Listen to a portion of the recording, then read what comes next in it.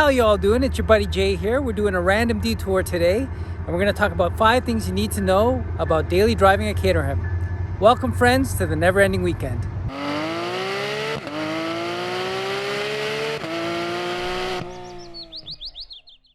I still remember that day, probably 30 years ago, when I saw this green car, roadster. What's the definition of roadster?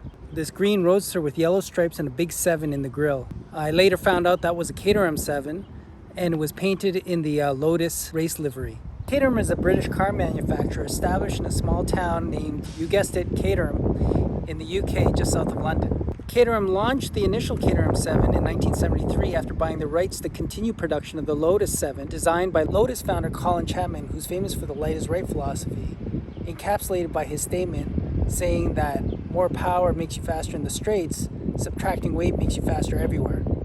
The 7 is considered by many as the signature enthusiast car of the 20th century. And this year, in 2022, marks its 65th year of continuous production. It's basically a 1970s roadster still being produced brand new today. There's nothing on this car that doesn't add to the performance. It's made out of sheet aluminum attached to a steel tubular chassis. Front engine, 2 seats, and rear-wheel drive, the performance is derived from low weight, not high horsepower. They achieved their low mass of about 500 kilograms or 1,100 pounds by doing away with a lot of creature comforts or safety features. There's no roof or doors, no radio or air conditioning, no airbags, traction control, or ABS, no navigation or cruise control. The focus is solely on driving pleasure and engagement.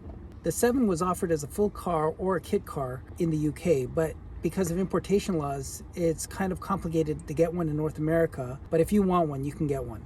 This one here is the CSR 200. 200 stands for 200 horsepower. There's also a CSR 260 for 260 horsepower. It was launched in 2005 with the objective of creating a better or higher performance Caterham 7. Stiffer suspension, an exotic inbound push rod front suspension, independent rear suspension, limited slip differential, 6-speed manual, improved aero and engine, or more specifically a 2.3-liter Ford Duratec tuned by Cosworth. An ample amount of carbon fiber on the nose cone, the seats, the fenders, and the dashboard complete the package. So what is it like driving a Caterham 7? It's raucous. It's raw driving, unbridled by any safety or comfort. It's a pure driving experience.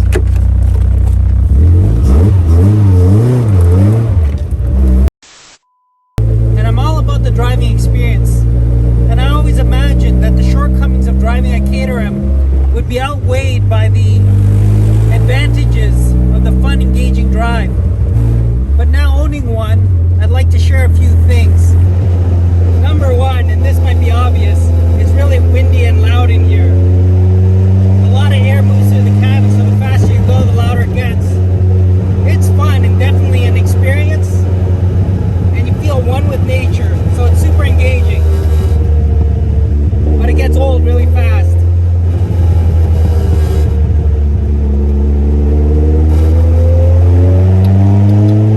Add in that great sounding exhaust, great sounding loud exhaust, and it's the first car I ever thought about wearing earplugs, let alone goggles.